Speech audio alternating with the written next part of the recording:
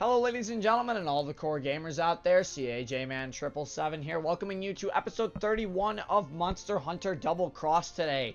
In the last episode, we concluded our multiplayer playthrough for the Japanese version of this game, but we're going to be continuing that game off back in the English version when that releases late August of this year.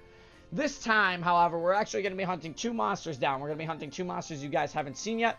And those two monsters are going to be the Zinogre and the Brachydios, one of my personal favorite monsters. And, of course, the Zinogre being Yami's personal favorite monster, as he likes to call him, the Thunder Puppy, because that's what he is.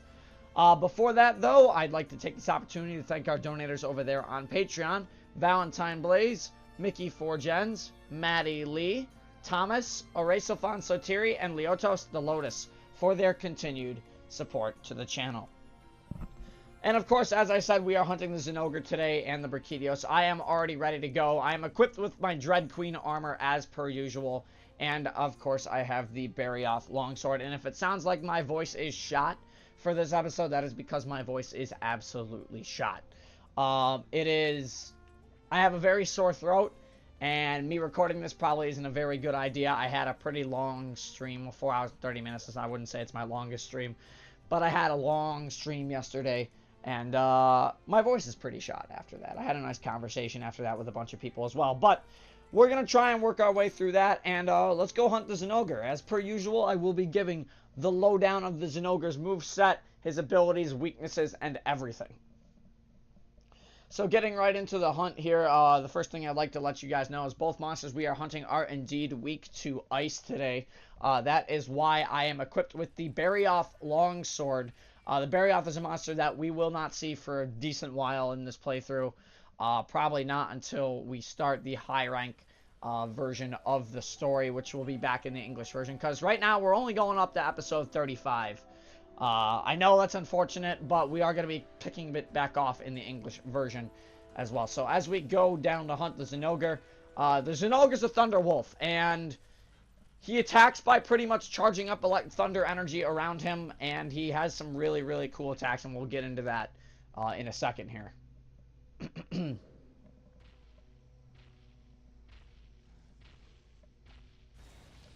The Zinogre, also known as Januga in Japanese, it is a Thunder Wolf, a very cool looking monster as well, and you guys are going to get some really cool theme that you guys are going to listen to during this as well.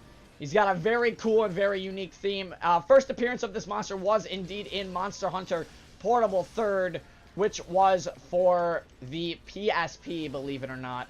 But I'm sure you can hear his theme kicking in right now. And as I'm going to beat down Zinogre a little bit, I'm going to let you guys just listen to this theme for a little bit, and then we'll go over his moveset. So enjoy the theme, everybody.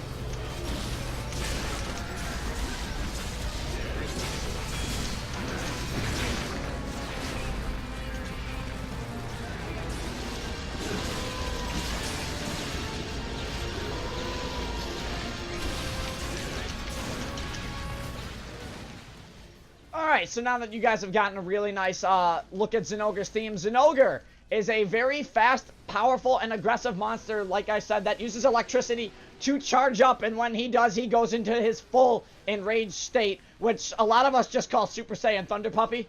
So this is technically standard Super Saiyan Thunder Puppy.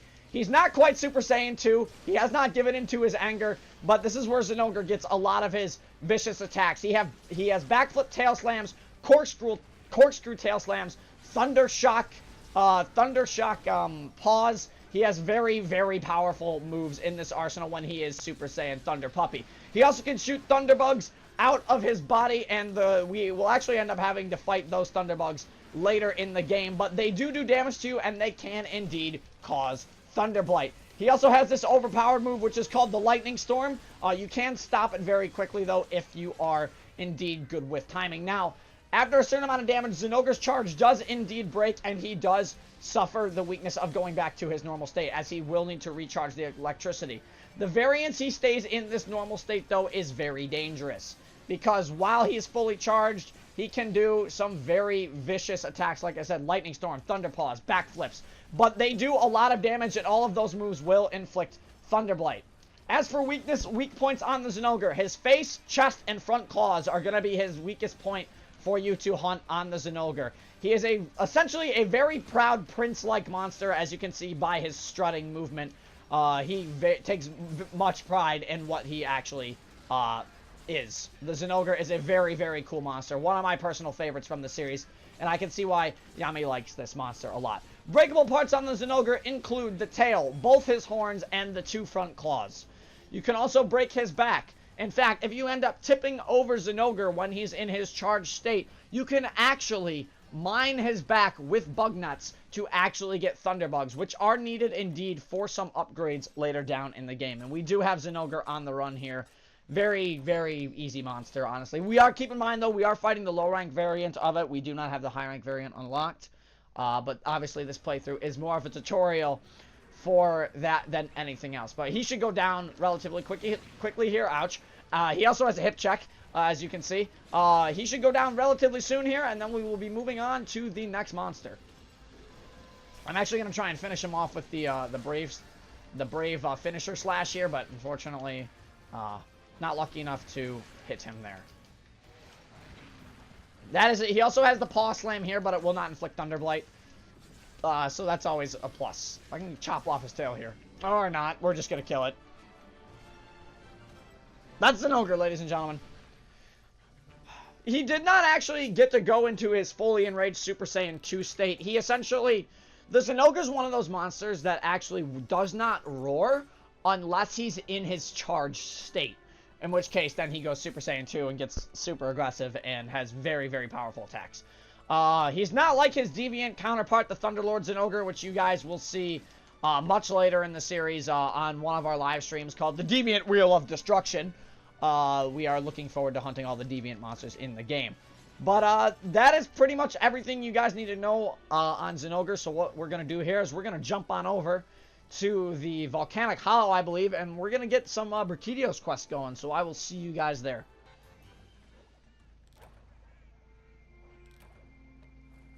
My character just had a heart attack. Oh, I'm drunk. Oh, that's wonderful. Oh.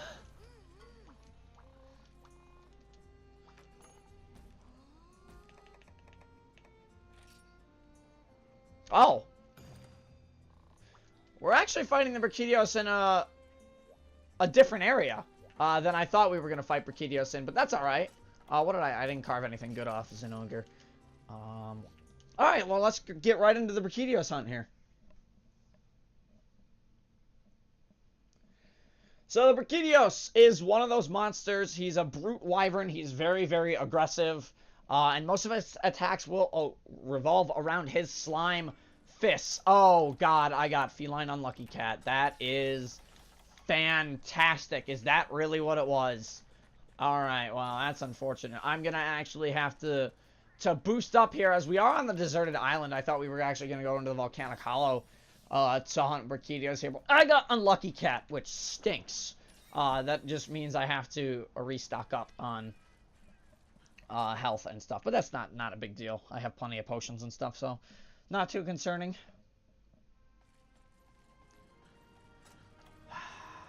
This area brings back a lot of memories for me, ladies and gentlemen.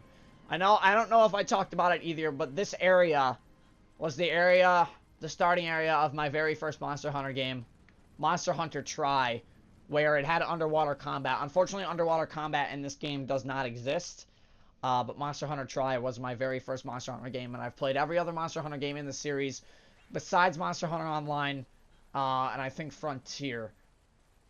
Frontier 2. I think it was Frontier 2. It was an online like expansion. There was a Frontier expansion or something like that online that I didn't play. But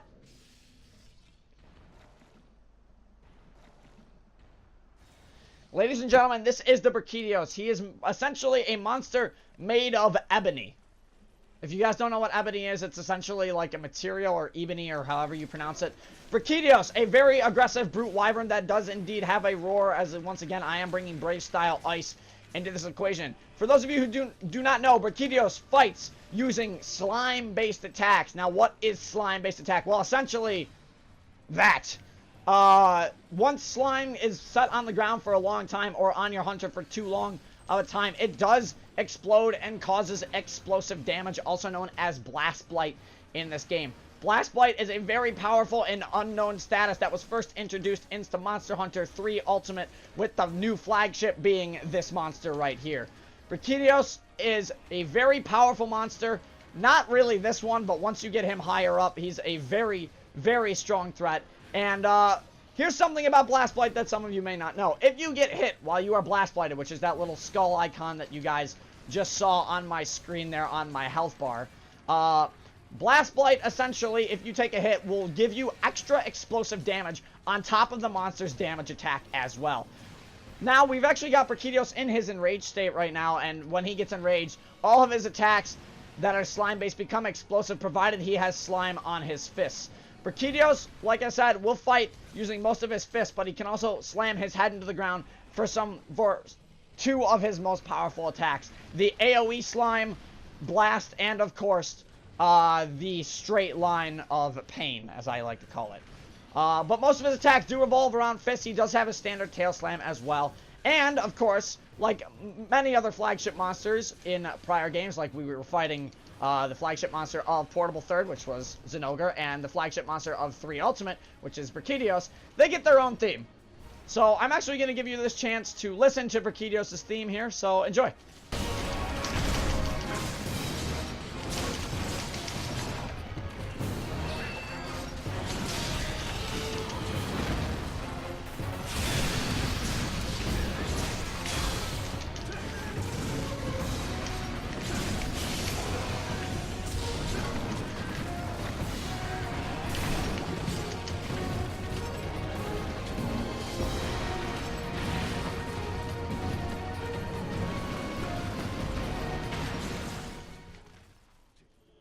Of course he leaves when I want to give you guys the rest of the theme. Brachydios is like, nah, I'm leaving. I don't want to fight this guy. But as we talk about Brachydios a little more, he's actually hungry, so he's going to go eat here in Area 6. As we talk about Brachydios a little more, normally you will fight this monster in volcanic areas of the map, and breakable parts on the Brachydios are as follows. You can break his head for his rare drop, which is technically a Brachydios gem. You can break his fists, like I did. Actually, one of his fists is broken. You can see it right there. His left fist are right. And you can also, of course, cut off the tail of the Zinogre. I almost said Zinogre again, but you can also cut off the tail of the Brachydios. Like a lot of other monsters in this game, you can cut tails off. He also has this attack, which I thought that wasn't going to hit me, the second fist. I thought it was going to take 3. He also has that attack, which is a slam down, which has a very big chance of actually dropping shinies on the ground. I personally like the Brachydios slam down attack, because if you really want to get that Brachydios gem later down in the game, there is that 1% chance that you get it off the shiny drop, and it's super nice when you actually get it off the shiny drop in this game. Getting it off a shiny drop is very satisfying. In fact, getting any rare part off a shiny drop in this game, unlike Monster Hunter World, where the shiny drops in Monster Hunter World are set, in this game shiny drops can be different. They can be many different things, and this is my personal favorite game for getting shiny drops, because I've gotten some really stupid luck for getting a lot of items, to say the least. As we go into some Brave style slashes here, and we're going to actually dodge Brachydios' roar here. Hopefully that maxes our Brave gauge out, which it does. And let's see if we can get a counter. We got one counter earlier when I was letting you guys listen to his theme. Let's see if we can get another. He might do it here. Yeah, there's the counter, which we actually just broke his head off, which is really cool. I'm actually going to Brave dodge that, so he doesn't hit me and destroy me, because when he does have slime on his fists, all the attacks are, obviously, like I said, cause explosive when he's enraged. Some of you may have noticed, though, that Brachydios licks his fists. when he gets in, when he wants to replenish slime. That is because all of Brachydios' slime actually is stored inside glands in his mouth, which is super weird. But the explosion, explosive power of the slime itself actually comes from superheating it when he pounds the ground, which is really, really cool. And it looks like Brachydios is also almost dead here. Oh my god, he did not! He just jumped straight at me. You may notice, though, I just did deflect off the tail for a second. The one thing with Brachydios is he does have a very high deflectable part. He's just going to run back to Area 6. What was the point of coming this way if you're just going to run back to the same... He's running from me. He's scared. He's very scared. He better be in Area 6. Yeah, okay, he's asleep here. This gives us a really nice opportunity to maybe chop off his tail here. Let me see if I can do that here before we kill him. There it is! Tail's off! One very secretive slash, and that is also going to be the subquest. And he's dead. Before he got his other roar off. That is Brachydios, ladies and gentlemen. And I'm actually going to carve his tail here.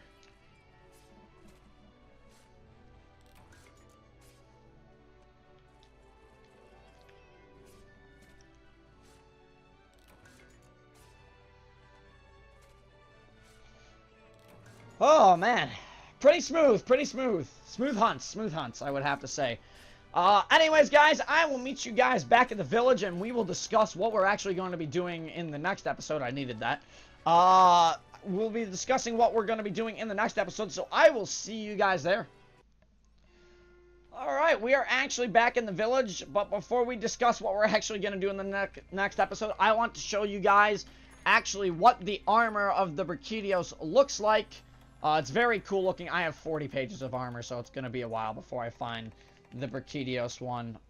Here's the Zinogre armor. I might as well show this off. This is what the Zinogre armor does look like. It's very cool. It's asymmetrical, which is very neat. You can preview the part, but that is what the chest plate looks like, and there's some other really cool things with Brachydios you can do there. Now, or with Zinogre's parts. Now, let me see if I can find the Brachydios parts for you. Here's the Brachydios armor for you guys as well. Just take a nice good look at it. It's very cool looking. Very nice, right?